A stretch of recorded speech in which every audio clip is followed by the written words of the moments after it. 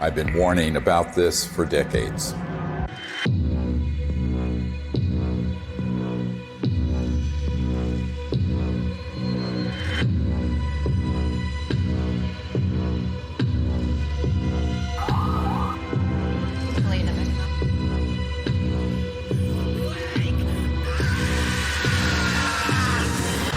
No, not that.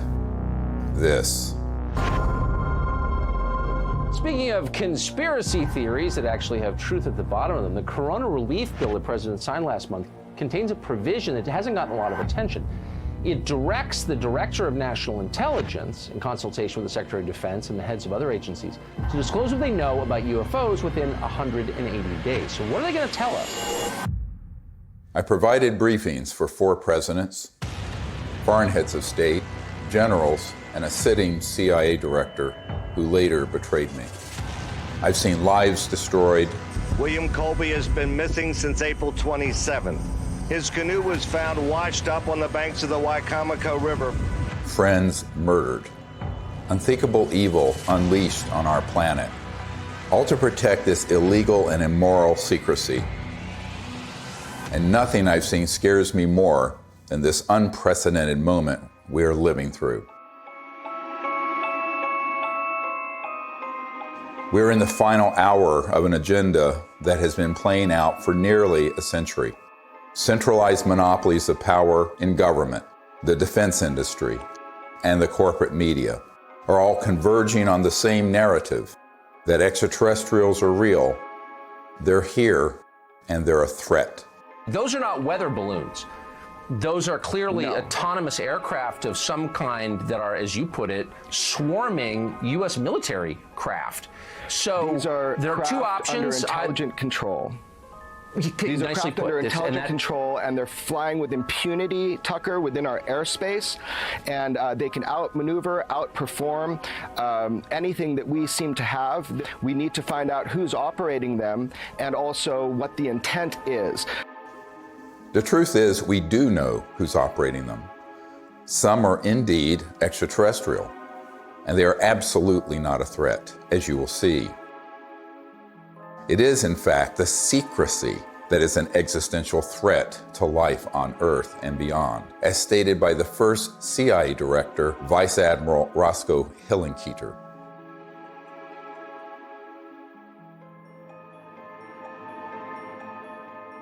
In 2020, I was asked to brief the President and Vice President on a situation that completely spiraled out of their control. They had been lied to, just as you have been lied to. And we cannot stop what is coming if we don't finally confront the truth.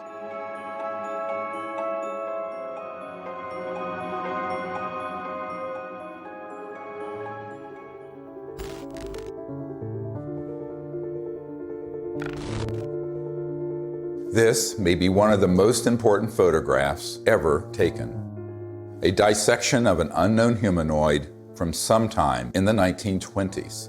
It clearly isn't human. I don't call it extraterrestrial for one reason. We don't have the history of that it came out of an interstellar craft. We don't have the genetics on it.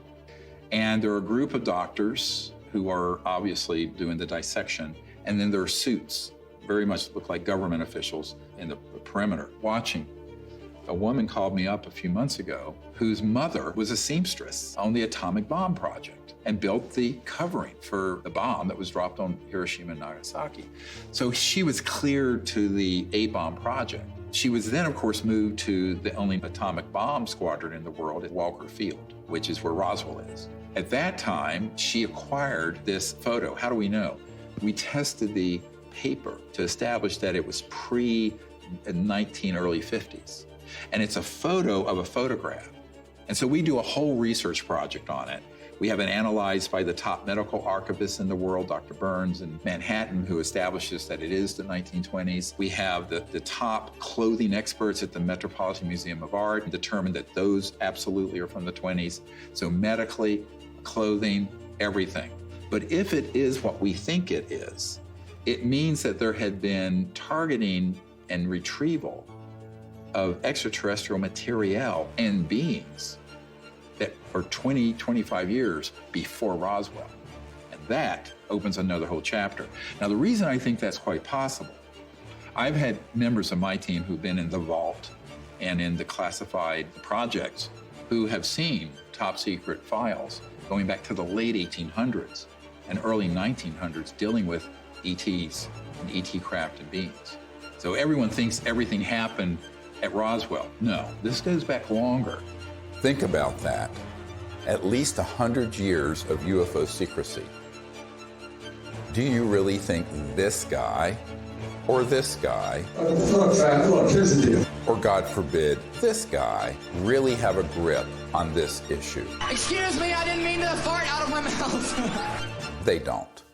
This is why heads of state from around the world come to me, a retired medical doctor, to get the truth about this phenomenon. And sadly, they don't have the power to do much about it once they know the truth. In 2001, I brought together 20 senior military, intelligence, and aerospace whistleblowers at the National Press Club in Washington, D.C., for a press conference that would change the world forever. The men and women who are on this stage and the some 350 additional military intelligence witnesses to the so-called UFO matter and extraterrestrial intelligence can prove and will prove that we are not alone. This marked the public debut of the Disclosure Project and the launch of the global disclosure movement to end UFO secrecy and disclose technologies that would end poverty, climate change, and the use of fossil fuels overnight and transform every aspect of life on Earth. One of the biggest bombshells at that 2001 press conference was the testimony of Carol Rosin, an aerospace executive who worked beside Wernher von Braun, the Nazi rocket scientist who came to America after World War II to work for NASA. Carol received his deathbed confession, a testimony so terrifying that we spent the last 20 years trying to warn about it. Now, here was von Braun sitting at a desk when I first met him, explaining to me that he was told he only had 3 to 6 weeks to live, but that he was going to stay alive long enough to teach me what the real game is that's going on. And it started out when I was in the industry, the Russians were the threat. We had to build space-based weapons against the Russians. And then third world countries called nations of concern at that time. And then the asteroid threat, which I thought was kind of comical that we could just put weapons up there to shoot down or steer an asteroid. And then it leads to the last card. And then he would repeat to me over and over, and the last card, the last card, the last card would be the extraterrestrial threat. He explained to me that there was a moment when we were going to be told that the extraterrestrial beings, that their craft were a threat, and they were not. These craft that have come here are now not UFOs, they're identified flying objects, and we know that they have beings in them. And we have witnesses here who have told you that they can shut down our missile silos. They can stop a rocket going into space that's a test. We have witnesses here who have worked in the classified departments who have the courage to come forward here to support what Wernher von Braun told me back in 1974 to 77. At the end, I said, and it's all a lie. Well, it's still all a lie. The ultimate dream of the dialectical war machine, the military-industrial complex, is to have this war with a potential extraterrestrial civilization. It's their dream of all times.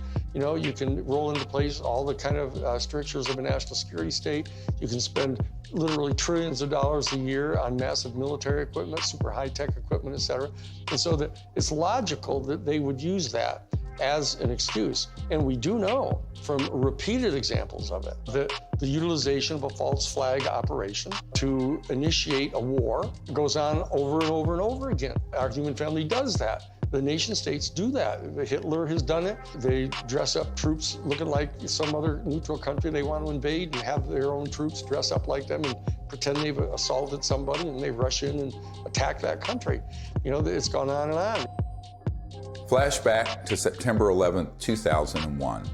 The world is in shock. The American people are paralyzed with fear and grief. Over the next few days, an unprecedented show of solidarity and patriotism. Americans fly their flag from every car and hang them outside their homes. They unify around an overwhelmed president, brought together as one by terror and loss. Few raised an eyebrow as constitutionally protected freedoms disappeared and the war drum beat loud and unopposed. The 9/11 attack set the stage for an invasion agenda that had been pre-planned for years, as General Wesley Clark revealed in a 2007 interview.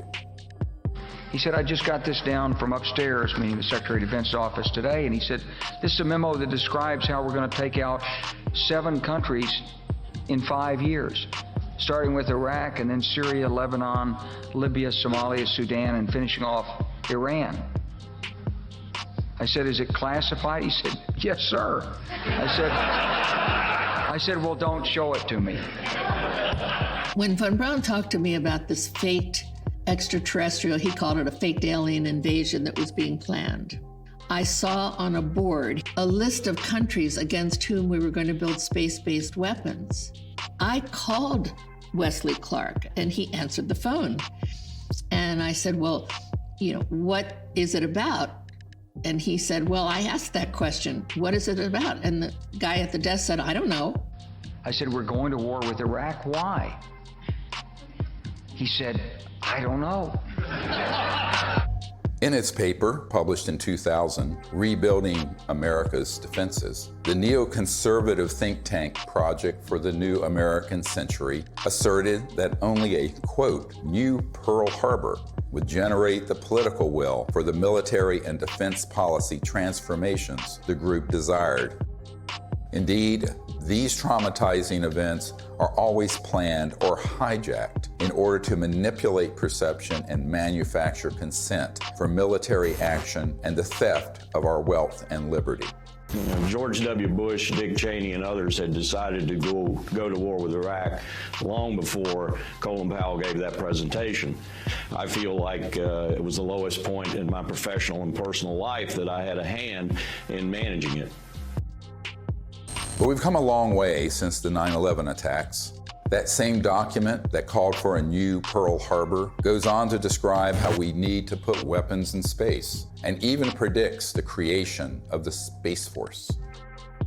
For a complete fascist takeover, the men behind the curtain will have to play their final card, a cosmic 9/11. This temptation to generate a false flag attack on the part of some extraterrestrial civilization, you even hear people like Ronald Reagan make reference to it. Perhaps we need some outside universal threat to make us recognize this common bound. I occasionally think how quickly our differences worldwide would vanish if we were facing an alien threat from outside this world. Wouldn't it be clear if we all of a sudden found ourselves being attacked by an extraterrestrial civilization? We'd finally all come together. Wouldn't that be really lovely? Well, it's not really lovely for the industrial state. They don't want to lose their other enemies first. They want to use up all that before they go to that extreme. The last card was the most profound experience I had in my whole life. And I accepted the mission.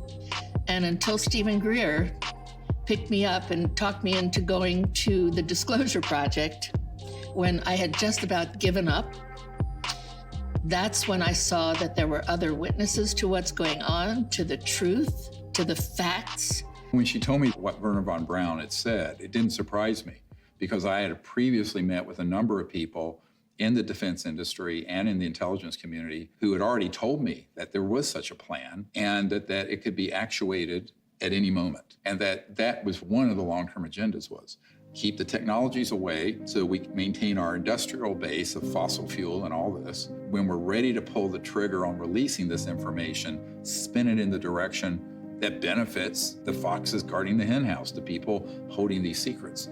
But it was interesting to hear that all the way back in the early 70s that he had been warning her about this. And we know that those systems were developed in the late 40s and 50s.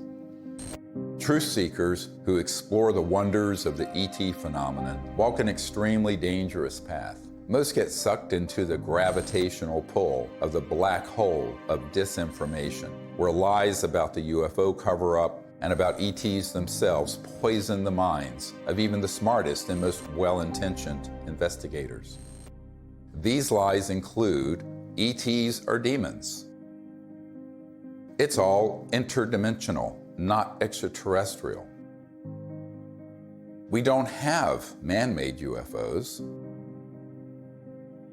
Aliens are abducting people. And the worst one of all, aliens are a threat. Therefore, we need to build weapons in space. If we cannot commit to no weapons in space, to no war in space, then we're going to continue to have wars on Earth, and we're going to continue at the accelerated pace that we're in right now towards our own human extinction. One of the difficult things of the last 6 months was that I learned that the same group that had been feeding false information to the public through TTSA had their counterparts that had been going into the president's office providing some information, but a lot of disinformation. So the way really good counterintelligence works, or disinformation works, is that at the core of it, there's some truth. So they'd say, okay, the aliens are here, and here's some evidence, but they're a threat to the national security, and we need to have the Space Force.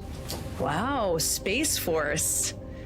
And they get into this thing called the White House and the national security state, and they're completely at the mercy of the people who are going to brief them, and the ones who are assigned and cleared to talk about this issue, by definition, have been in those clandestine operations. I did a video brief for the president, vice president, and also for President Putin. That the problem is, by the time I had good access, they had already been, unfortunately, quite brainwashed on this, had already taken policy steps that included the Space Force creation and what have you, and then we were running up against the election. One thing is clear, is that the normal constitutional channels that you would think would be in control of that aren't.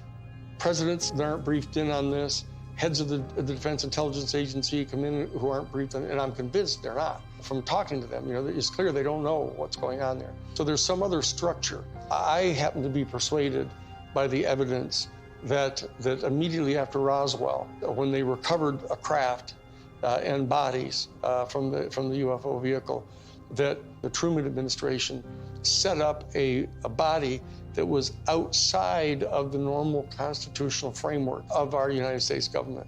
And it was made up of major elite people that they view as the real power elite.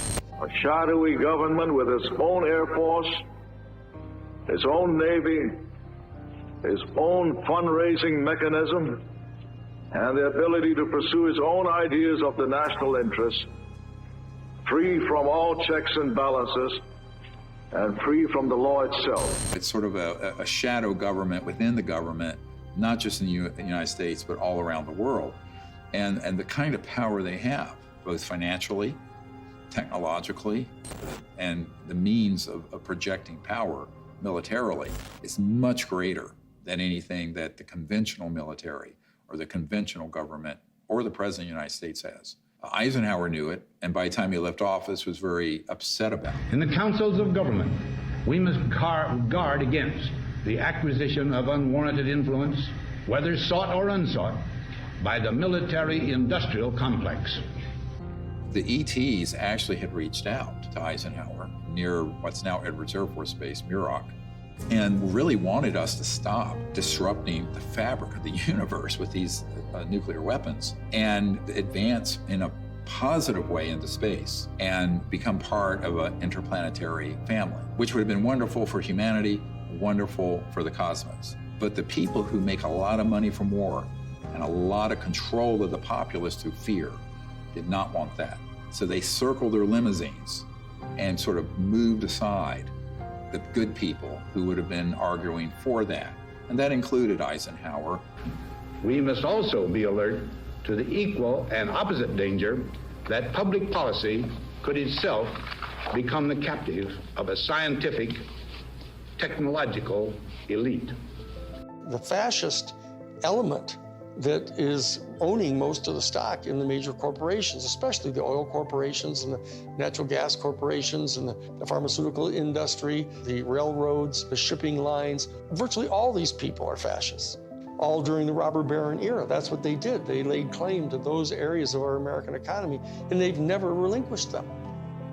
Those families and those interests became the foundation of the post-World War II military and intelligence and industrialists. They knew that after we had detonated the atomic bomb, there were ET craft seen all over, wherever we were doing experimentation or storage or launches or anything, or even research and development.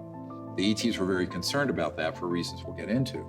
So the military-industrial complex, as Eisenhower called it, became very powerful and developed clandestine, covert, unacknowledged special access projects that eventually moved the president out of the way and pushed Eisenhower outside the inner circle. I tell people that that was the era when the presidency was decapitated.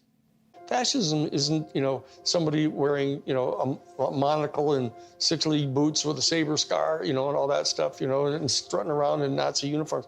A fascist is a person who believes that the best way to develop the economic resources of the planet and to distribute them among people is to get a hold of them and have exclusive privileged access to these strategic raw materials, and have the corporations that have access to these strategic raw materials, and to be able to put them through the machinery that they pay for and that they invest in and establishing in producing these products and hiring people. And they believe that that's the best way to have their economy function. And so that the instrumentalities of the state, of the government, are put at the disposal of the private interests of the corporations. That's exactly what was going on in Germany. The Krupps and the ball bearing factories and the IG Farben corporations, all those big, huge corporations in Germany, they were all privately owned. In fact, they were financed by Brown Brothers Harriman and giving the loans to the post-World War I Germany to build them back up. Andrew Mellon had intimate dealings with Hjalmar Schacht, who was Hitler's private banker. And so did Sullivan and Cromwell. This is dirty, nasty history. Oh, invest in Nazi Germany. Hitler's a great guy. He's a Republican. Don't worry about it. You'll make lots of money. And then Standard Oil, through straw man in Portugal, all during the war. Business thrives during war. You know that. It's a racket. That whole concept of fascism, and it's a word that gets totally misused because people somehow conflate it with just authoritarianism. But it's a very narrow definition, and it's an accurate definition of what it was that the Central Intelligence Agency was doing, actually promulgating the private interest of the major corporations. And they were putting at the disposal of the interests of those corporations all the instrumentalities of the United States government, most importantly, the military and their intelligence operations and their covert operations. We're keeping the oil. We have the oil. The oil is secure. We left troops behind only for the oil. Because they basically believed that what's good for General Motors is good for America. And it was an entire theory of economic development. And so that they viewed anybody who interfered with that in any way at all as an enemy of the United States. And so that's how the national security state got really established and institutionalized. And so that when they encounter an event like Roswell, where this extraordinary technology crashes, they realize that there's this extraterrestrial civilization that's got this technology that is way beyond anything we've got. Their instantaneous response to that was, let's get it for us. And that we'll have it, and it'll give us this overwhelming advantage over any of our adversaries that are threatening our world dominion, or our, what they call full spectrum dominance, was their actual term that they used. My granddad and I, when we were talking, I'll never forget it. And he said, he was talking about Patton. And of course, he said, I was in Czechoslovakia with Patton in April of '45. And I thought, oh, that was neat. What did you do? And then he's like, well, Patton had to secure a lot of the stuff that the SS had. And I said, oh, that's interesting. And they said, well, we went into this warehouse and there were all these exotic, jet aircraft, rocket engines, parts of the V2 and maybe a V3, I don't know. And I said, oh, that's interesting. And he says, I saw a disc-shaped aircraft. And I said, oh, is that the one they built that had the BMW jet engines and the Arata ones in a circle, and it didn't really work and everything like that. And he said, no. And that was it. And so they began to take this in, and they started declaring it to be this huge national security state secret, because it was, other than the nuclear bomb, it was the ultimate potential weapon. And so they wanted to be able to use it at their disposal for their private benefit.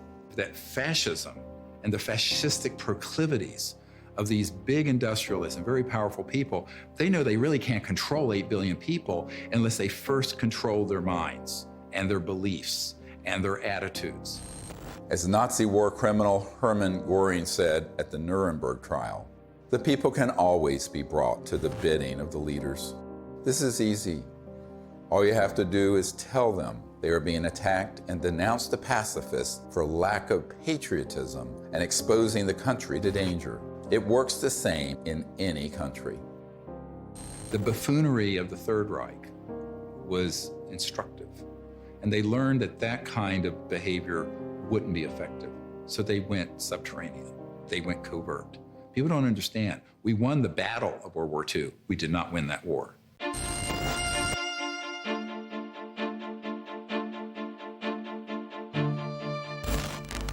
My name is Paula Harris. I'm an international investigative journalist in the area of UFOs. I've been working in this field since 1979. When I was living in Italy, I was reading in a journal that two little boys, they called them Indian boys, had been present at a crash near Socorro, New Mexico.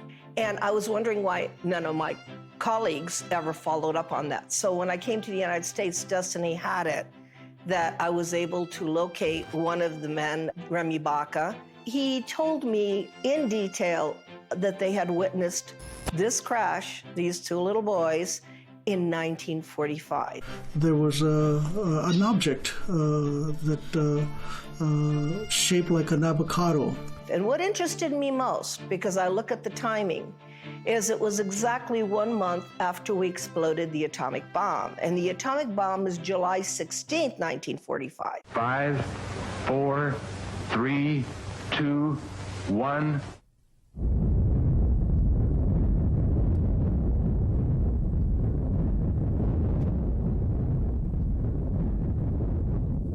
And they actually went up to the crash site and saw 3 beings. They were tall and thin, they had long arms. They had said they looked like a standing fire ants. One of the witnesses said he thought they were hurt because they were screaming, and the witness was 9 years old, so he wanted to go in and help them. I had these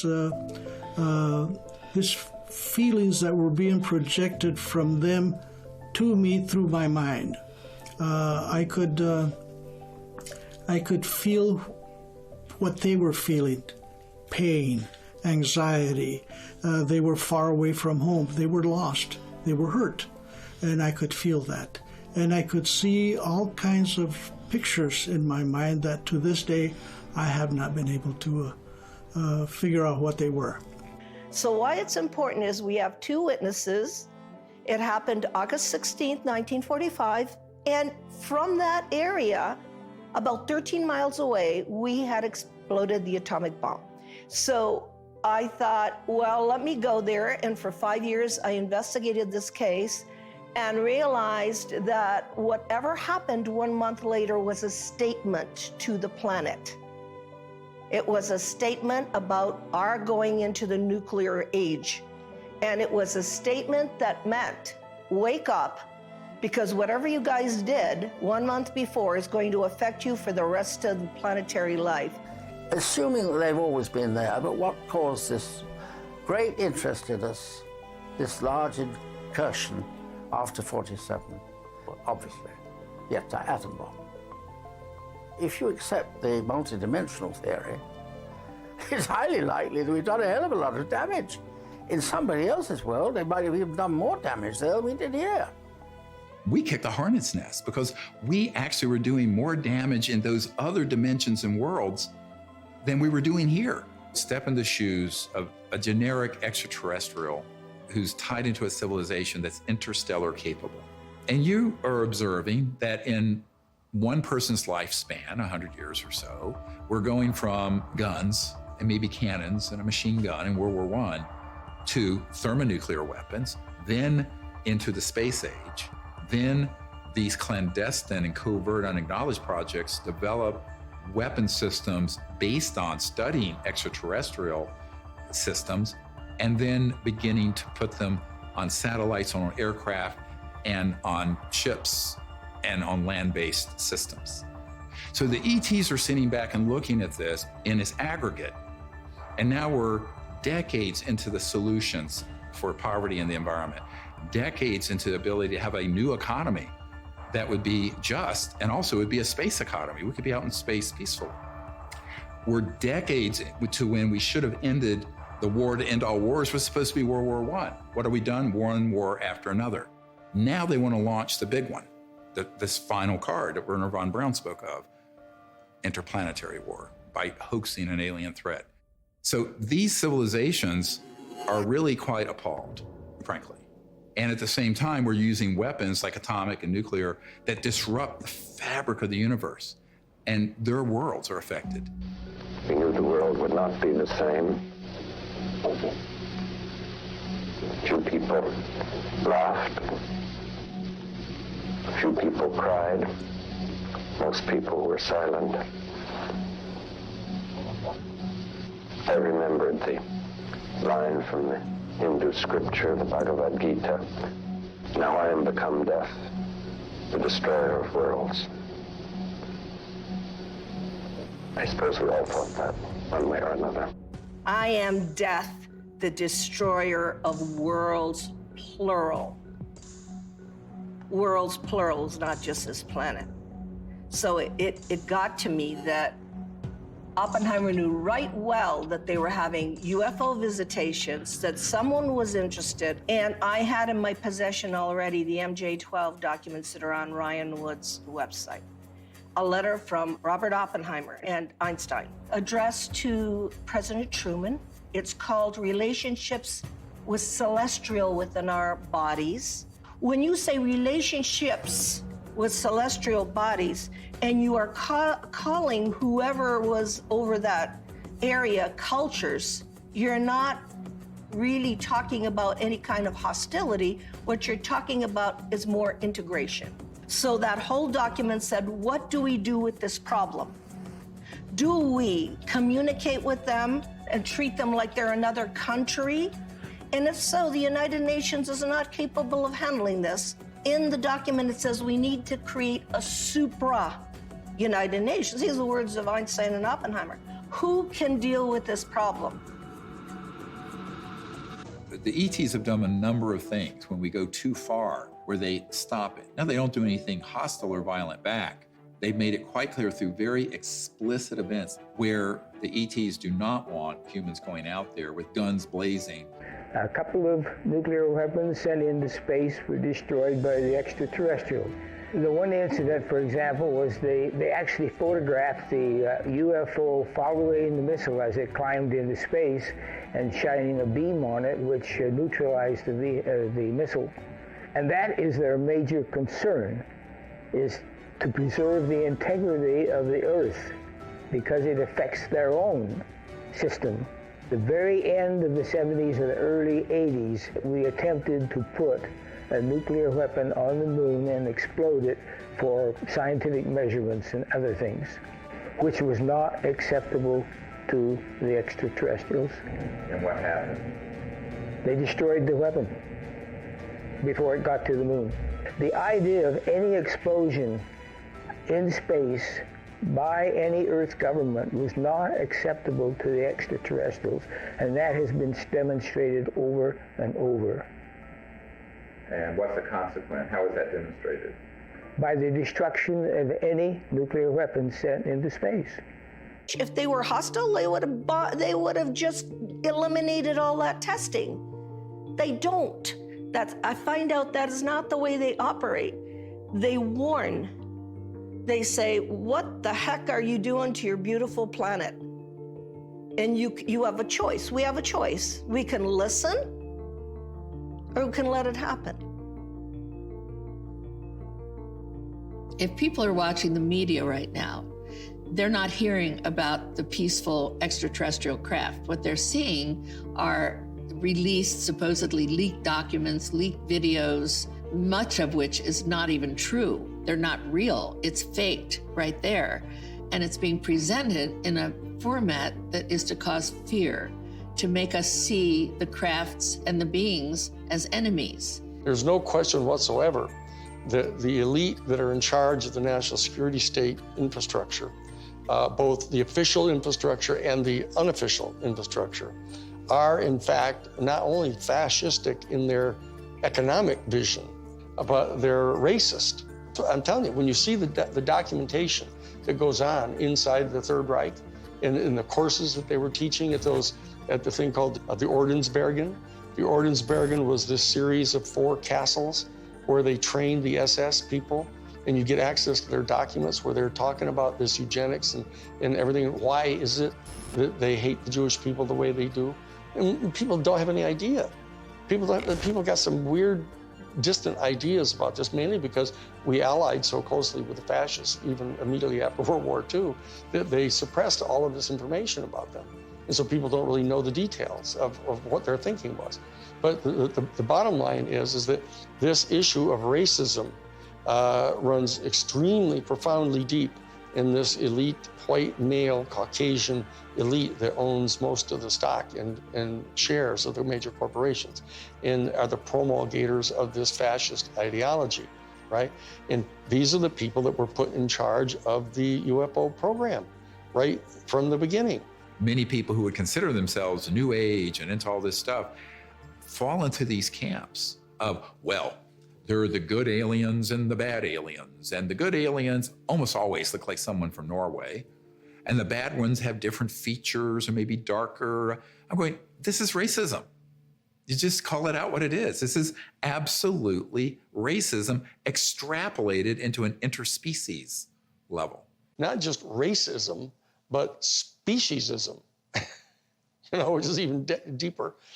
We have to try to overcome this. We have to train ourselves. They're hoping that we as humans evolve out of this mindset of ingrained racist tribalism and not go down the path that these covert interests want us to do and extrapolate into space, push out into space the racist world we've had. I call it exo-racism. Justification for war or genocide always begins with dehumanization of the enemy. For example, as part of their anti-Semitic propaganda campaign, the Nazis revived the centuries-old blood libel, the allegation that Jews murder non-Jews, especially Christian children, in order to obtain blood for the Passover or other rituals, in order to lay the foundation for a false flag alien threat. The national security state has engaged in a similar propaganda campaign for decades, a cosmic blood libel. The national security state apparatus and their media allies have been flogging that particular theory that these extraterrestrial civilizations are all here to eat us or to take over our planet and rape our women. There's a whole scenario that's always gone on the part of authoritarian warrior states. About the ultimate other, the Hun. 95% of all of the movies that have ever been made about extraterrestrial life have portrayed them as hostile and dangerous to us, and it sells in that way. I don't know why people watch those movies. But on the other hand, I don't know why people watch cage fighting either.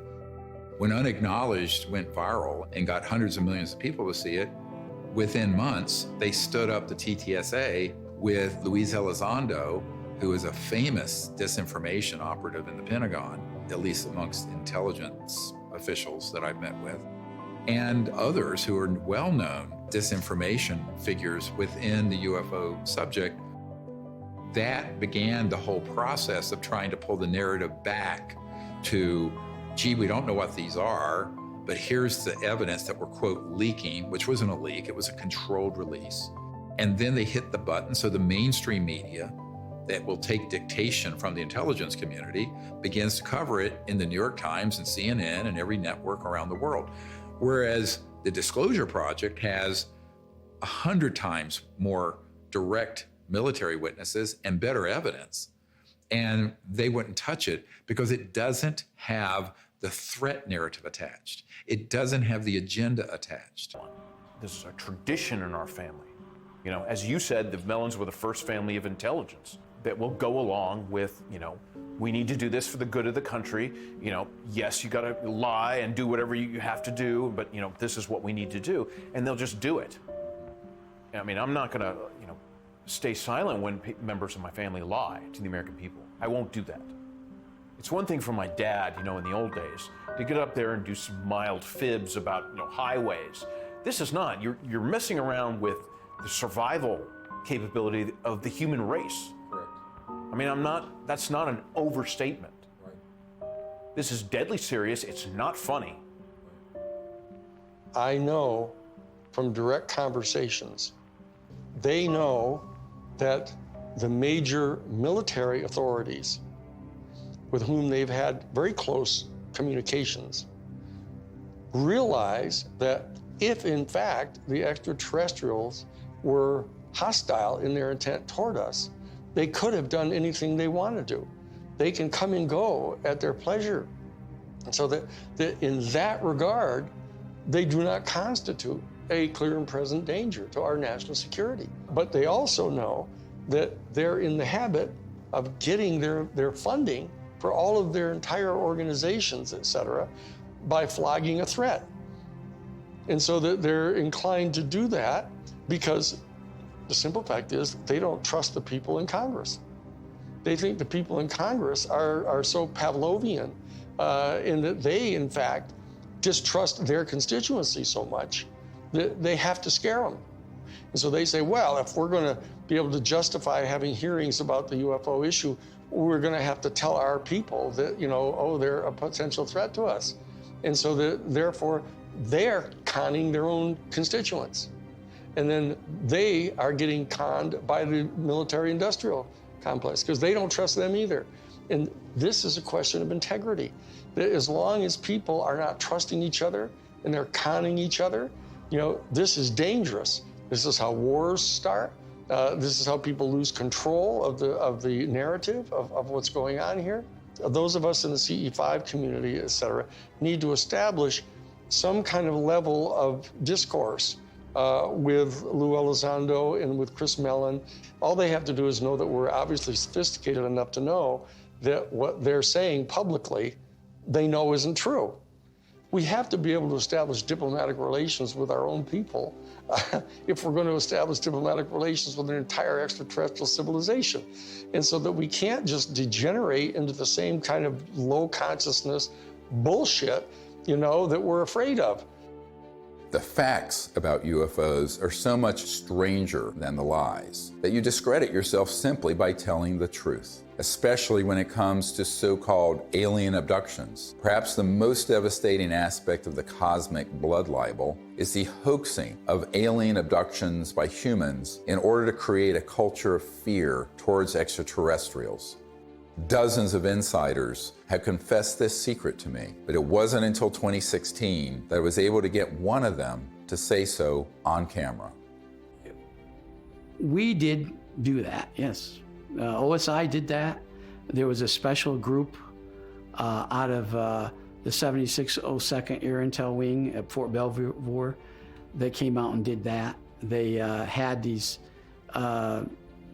people that had maybe some sort of defects, anatomical defects that were brought in to fool people and thinking they're aliens. Yeah, I can't give you any specifics because the program is still classified, and they probably still doing it.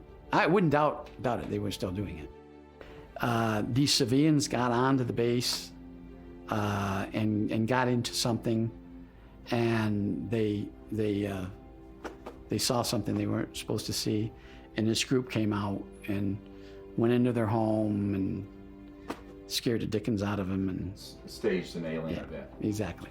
We have these technologies. They are being used in false flag operations where they hoax events. And the purpose for all of that is a sort of psychological warfare, as it says in the CIA document I have, the director of the CIA, saying the UFO subject is very valuable for psychological warfare potential. And that is a very interesting thing to be written in 1953, right? And what does that really mean? Well, it means that the long-term defense strategy from the late 40s and 50s forward was informed by eventually using this last card to consolidate sort of a global, totalitarian military control of the population.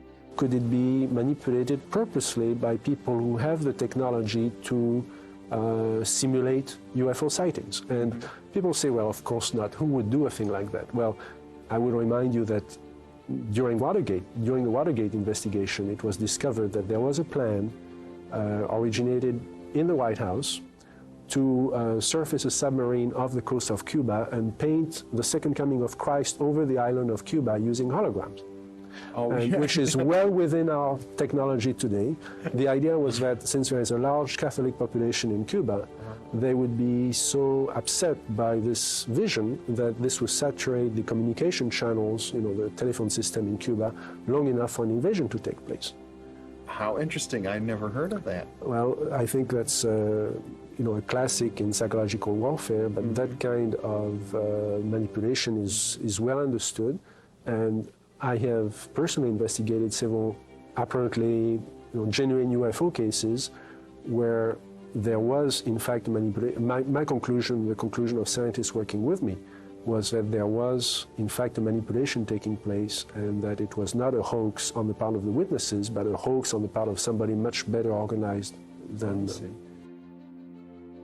In Vallee's book, Forbidden Science 4, he describes a smoking gun document that confirms what Doty said. In an entry dated Thursday, 26th of March, 1992, Vallee writes, "I have secured a document confirming that the CIA simulated UFO abductions in Latin America as psychological warfare experiments. We reached out to Dr. Vallee and asked him if we could publish the document in this film. He refused and tried to blame the producers of this film for his decision to not release it. Unfortunately, others in the UFO research community have similar evidence of this cosmic false flag, but are afraid to come forward publicly. This lack of courage or integrity, or both, is precisely why the secrecy persists." I also asked Richard Doty about the last card scenario, using the military lingo for false flag, deceptive INW, which stands for Deceptive Indications and Warnings. Have you been exposed, or did you come across in your career and your network the false INW or the Deceptive Indication and Warnings projects related to this? Yes. And what did you find out about those? That's pretty hush. I don't think I should talk about that. Yeah. I mean, that's where when I briefed the head of the Defense Intelligence Agency, that was the main subject. That is, that's very sensitive. Yeah, it's very sensitive. Yeah. Extremely. Yeah. So we'll just pass that question on.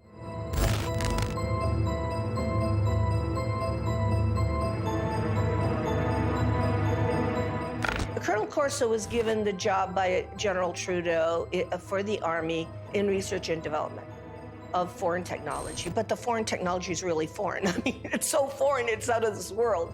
And he explained to me that he had something called a nut file, of which he had fiber optics, high tenacity fibers. He named the things physically that he had there.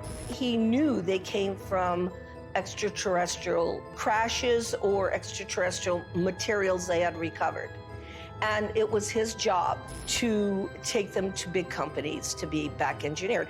Now, in Colonel Corso's time, it was 1960, but this had been done way before 1960. These were extraterrestrial artifacts that had to go into industry. So for the first time in my naive years of research, I realized why the secret was secret. I always thought it was about, everybody would panic, then the religions would fall, and I had no idea this was going on.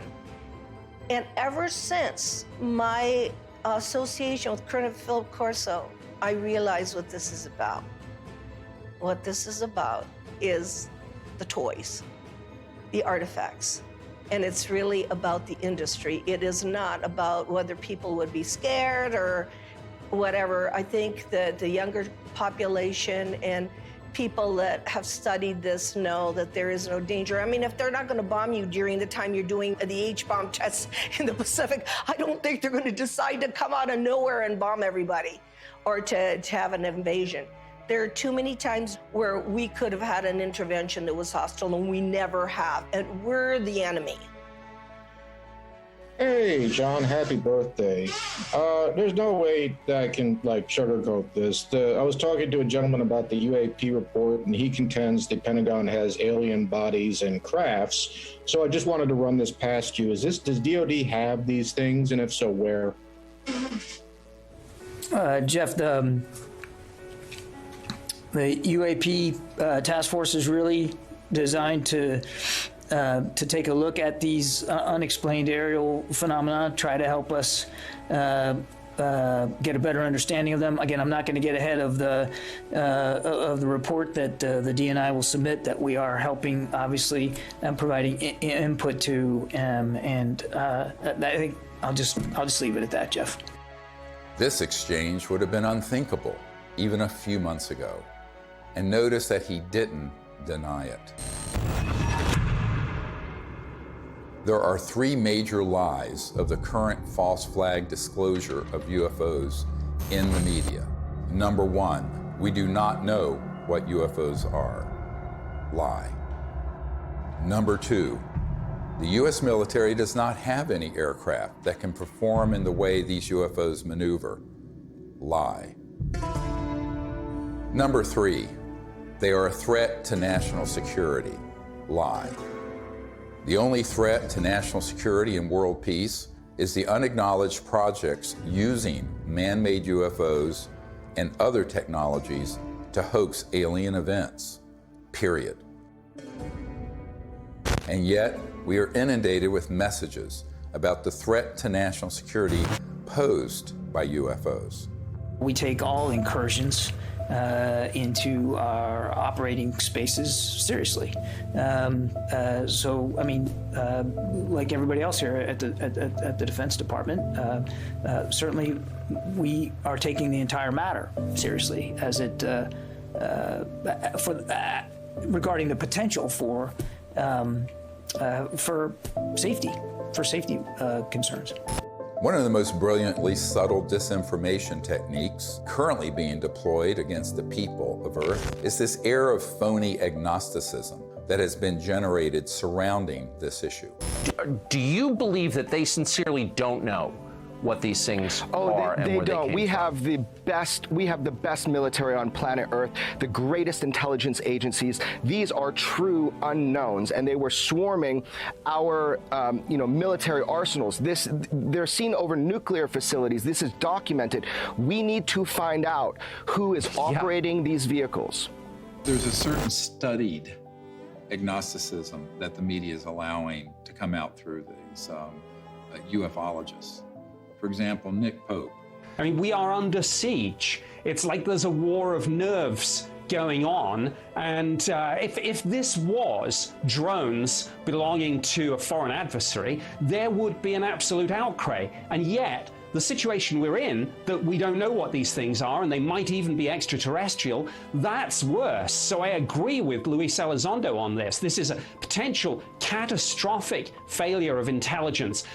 The same thing with people like Chris Mellon.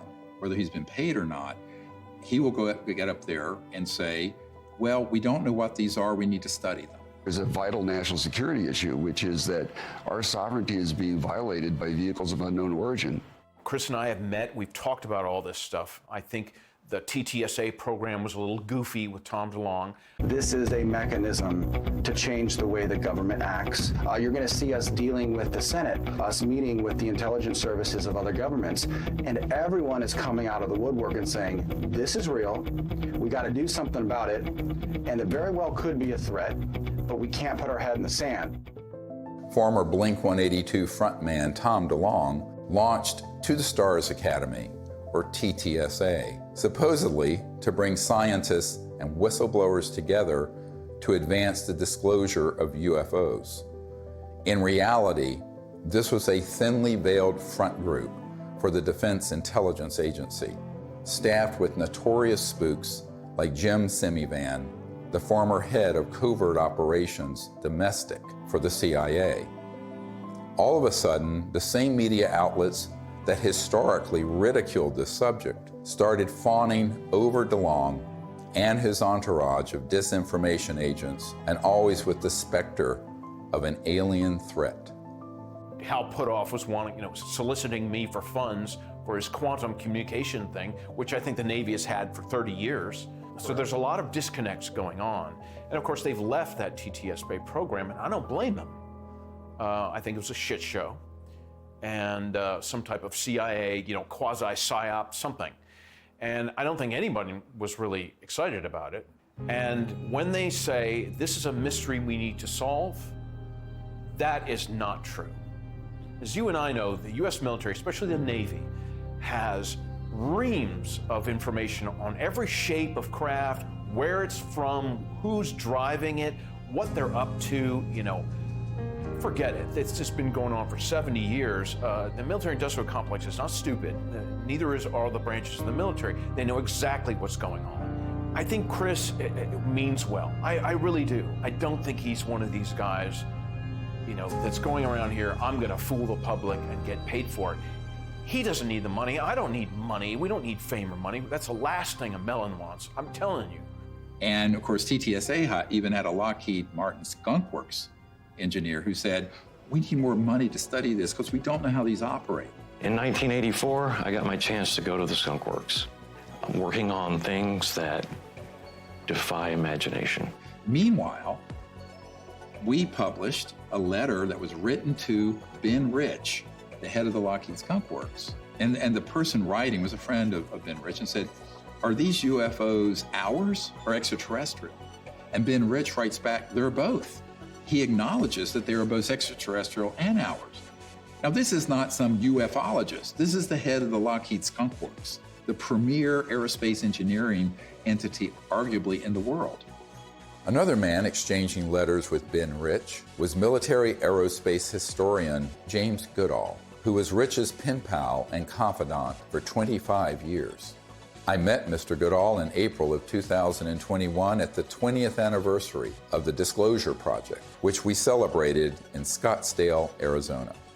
He was dying of esophageal cancer. This is the mid-90s. He'd already retired from Lockheed. And I tracked him down. He was at USC Medical Center near the end of his life. And we were talking about John Andrews and some other stuff, and we started talking about UFOs. And he said, Jim, we have things out in the desert that's 50 years beyond what you, and he was talking directly to me, beyond what you can imagine. And if you've seen movies like Star Trek or Star Wars, we've been there, done that, or decided it wasn't worth the effort. I said, Ben, you want to expand upon that? And typical Ben response was, no. The first time I realized that some of these vehicles were actually man-made was when I met aerospace illustrator Mark McCandlish, who testified at the Disclosure Project press conference about a highly classified air show at Norton Air Force Base, where reverse-engineered flying saucers were unveiled for those with a, quote, need to know. A male staff member in Congressman Brown's office not only confirmed the exhibit, but the fact that there were 3 discs at that exhibit. These discs were hovering off the floor without any visible means of support. They were referred to as alien reproduction vehicles, also nicknamed the flux liner because they used high voltage electricity. This is a diagram that I made based on a sketch that Brad Sorensen did for me in rough form shortly after he had his sighting, and subsequently cleaned that drawing up and made it much more accurate. And that's the drawing that Dr. Greer is holding there now. Later on, I obtained photographs that were taken in 1967 by a military pilot Harvey Williams flying a C-47 for the Air Force at 12,000 feet, approximately 25 miles southwest of Provo, Utah. This particular vehicle matches the so-called ARV in all proportions and respects in terms of the detail of the shape of the craft. News articles from the 1950s describe how we were on the cusp of unlocking the secrets of gravity, which would unleash a technological revolution.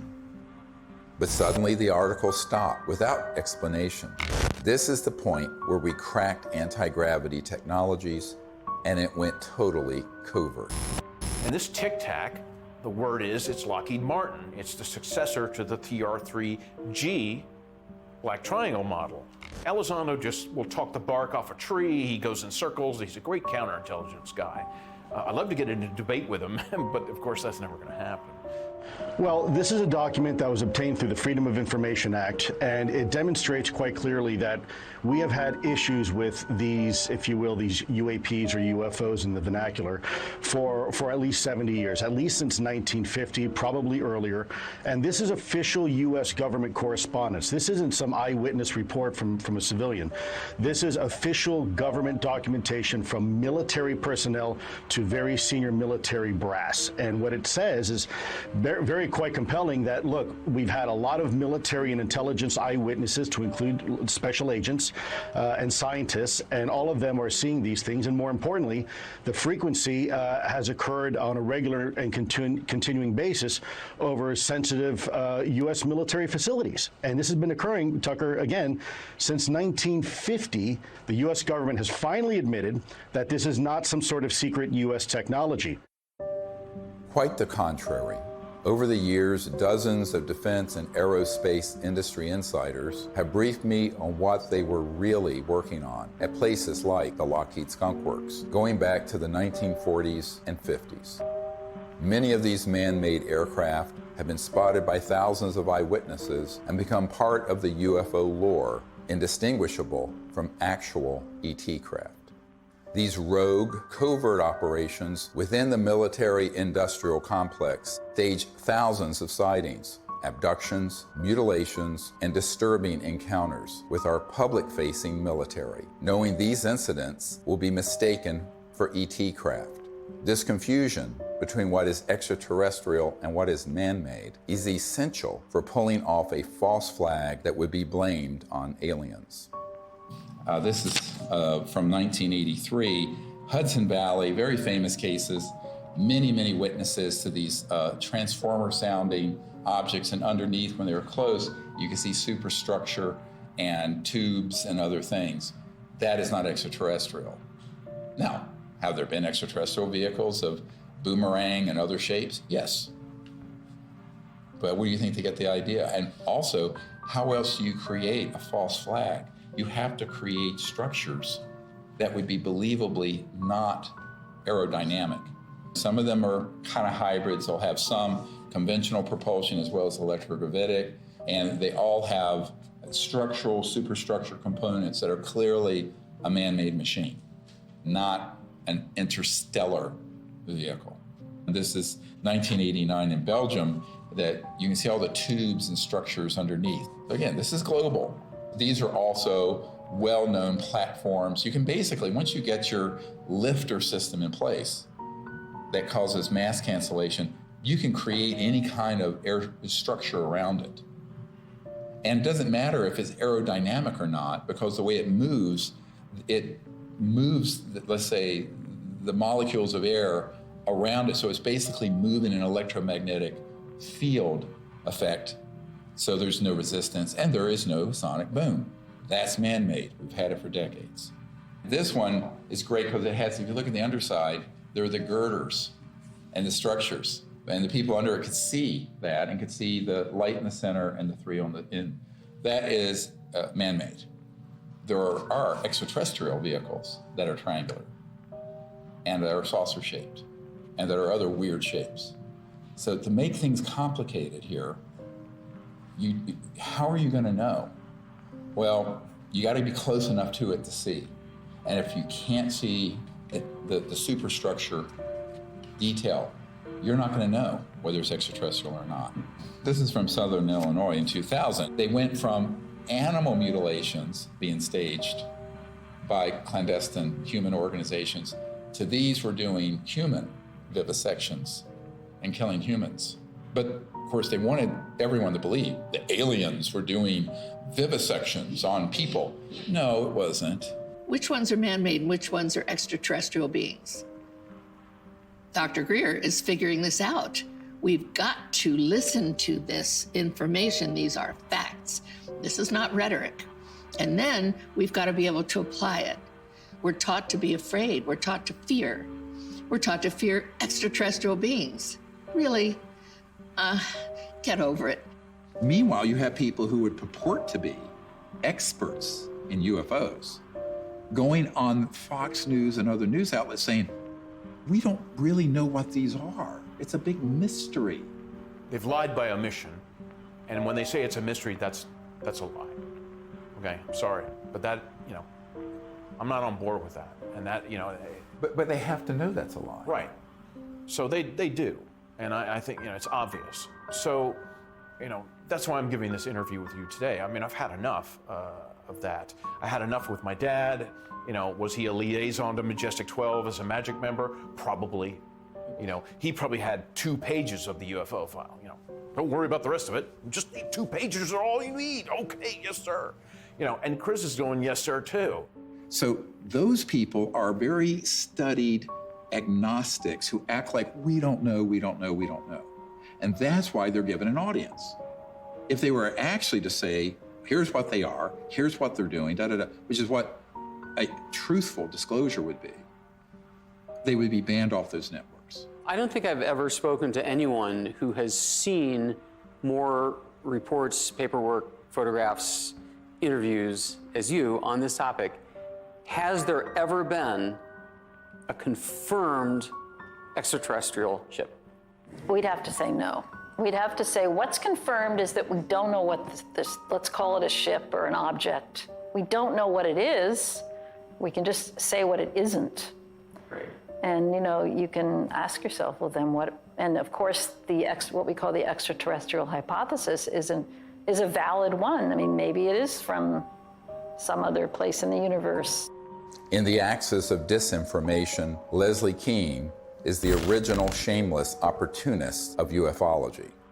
Over 2 decades ago, Leslie embedded herself in the planning and execution of the Disclosure Project and then betrayed our trust by hijacking our top secret witnesses and case studies and repackaging them. Most people don't realize that on the day of the Disclosure Project press conference, intelligence agencies jammed our signal leaving the National Press Club building for the first hour. Leslie was there and she knew that we had revealed too much. She adopted this fake agnosticism so that every door to mainstream media outlets would be open for her.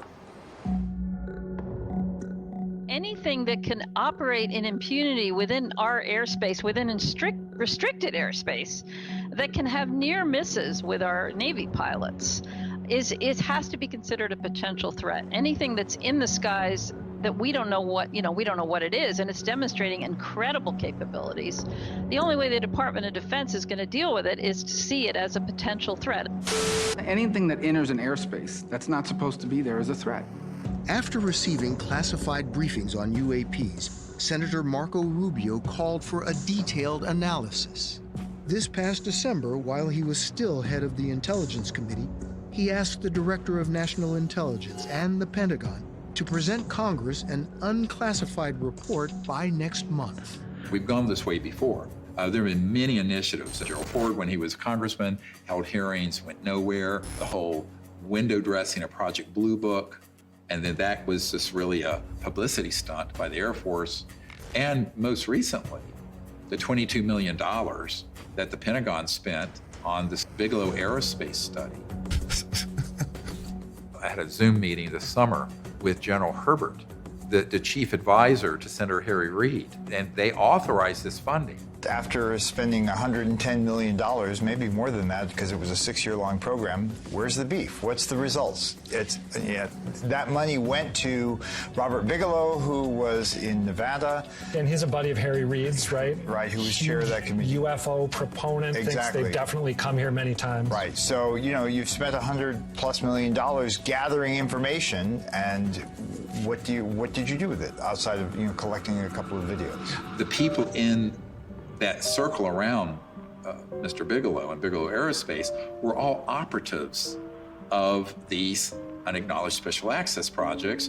They made sure that those $22 million were the equivalent of opening a toilet lid, putting the money in and flushing it. And so what General Herbert said to me is that even in the meetings in the Senate classified SCIF, Secure Communication Information Facility in the Senate, all they got was like a 40,000-foot view. He was an Army pilot, and no detail, no nothing. And I said, yes, that is what was done, and was done on purpose. And so there was a pretty sizable budget for this program. What did they find? Well, I mean, basically what they did with that budget is a lot of different research to try to document what was going on, to try to understand the physics behind how the objects, move around, and then to just keep records of what they were observing. But they haven't been able to find what they are, where they're from, or anything like that. And I said, do you feel they were holding back? He says, oh yeah, a lot. And we were very angry about it. Ultimately, the reason that $22 million grant wasn't renewed is that he and others realized they were being zoomed. They were being deceived and getting nothing out of it. It remains to be seen if they get anything out of this mandatory Director of National Intelligence and Office of Naval Intelligence report that's going to go to the Congress. I think that the more information that's in it, it could be even more dangerous than nothing, because I think they will cherry pick cases that they will spin as evidence of a national security threat. And that's what's been ramping up in the media. So my concern is we need to get ahead of that curve and release to the public this information with the evidence and everything we're presenting, so that people at least ask the critical question: is that report full and accurate? And is it even the truth? I think we need a lot of skepticism. If it's coming out of the US government or any other government and the mainstream media, until proven otherwise, it is cherry-picked information and someone has an agenda because they've hit the button, the go button with the mainstream media to cover it in a very specific way that does not redound to the benefit of the human race. Von Braun gave me the idea that we should have a bill in the Congress and it should have a matching treaty. Well, we did for a while, but in the Congress it didn't work, not in this country. So I went international. And international is where I found some intelligent life that was really willing to create an agreement, a treaty, to prevent the placement of weapons in outer space. Да, наверняка инопланетяне в той или иной форме и в том или ином образе присутствуют на планете Земля, потому что из миллиардов галактик, по теории даже вероятности, не может организованная разумная жизнь существовать только на планете Земля. Но пока инопланетяне своим присутствием не нанесли никакого ущерба землянам, инфраструктуре и вообще живым организмам на Земле. Поэтому говорить о том, что есть инопланетная угроза, это, наверное, не соответствует реальности. The beauty of having these Russian generals come forward and say this is that we've had a lot of, like Colonel Corso and others, come forward with evidence. Now we have these senior people in Russia, and we need more countries to do this, where they unshackle their leaders who know the truth of this and speak the truth to the world community. Now, if you listen to a lot of people, you hear, there are already weapons in space, blah, blah, blah. But the fact is, if anyone reads this treaty, which is hard to get them to do, it's on peaceandspace.com, then you will start to see, and it does tap people, along with the treaty, CE5 events, where people can actually have an experience What more do we need? Well, if you're listening to the scientific method that's been taught to most of us, there's no evidence, we're still looking for it. That is ridiculous. What about the people like me, like Dr. Greer, like 900 other witnesses? What about them telling the truth, risking their lives? The courage that it takes to do this, I haven't had it until now. There is another path, just outside the gravitational pull of that black hole of disinformation. It's the path I've spent my whole life fighting for and protecting. It's the path that leads to enlightenment, world peace, and the realization of technology so advanced that to us, they would seem magical. This is the path of truthful disclosure and peaceful relations with our brothers and sisters from the stars. CE5, or Close Encounters of the Fifth Kind, is a set of protocols I developed to initiate peaceful contact with interstellar civilizations. It's easy enough for anyone to do, and will absolutely transform your life. Millions of people are learning how to do CE5 by connecting with local CE5 groups or by downloading guided meditations in the CE5 Contact app. Doing that in the context of meriting citizenship in a galactic civilization is a very meaningful meme. To say, look, we need to work on ourselves. We need to elevate our consciousness. We need to hearken to the higher angels of our own nature, etc. That's all a dynamic that we do have control over.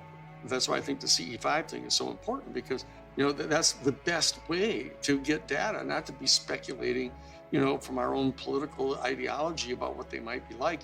We really have to have direct communication with these beings. The more, the better.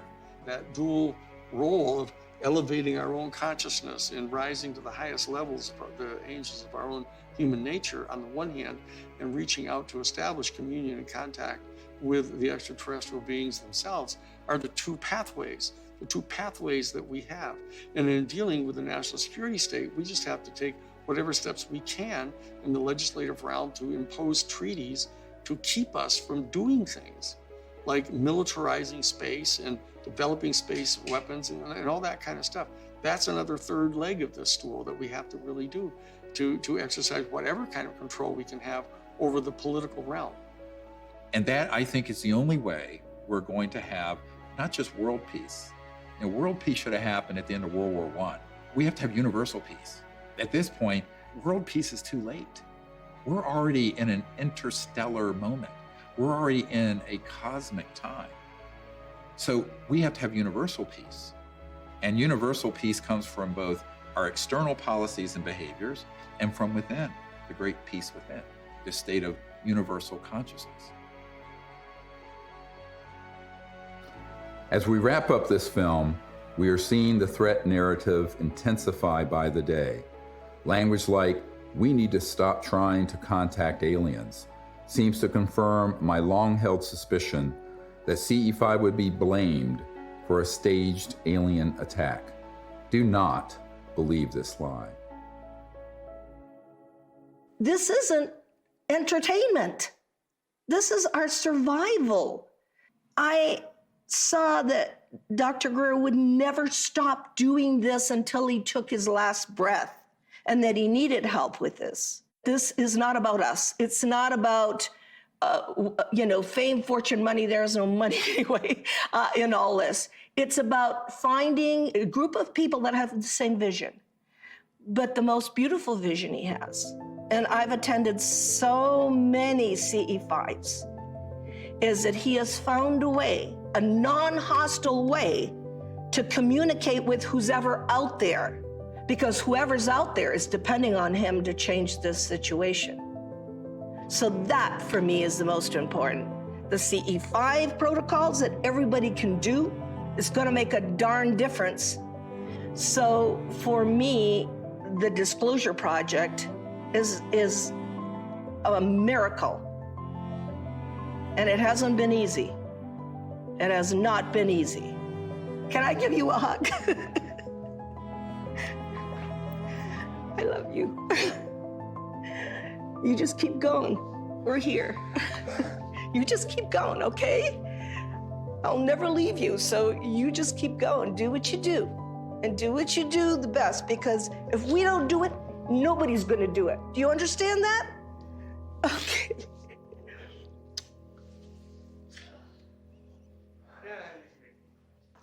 Yeah, okay, can I go outside and get some sun?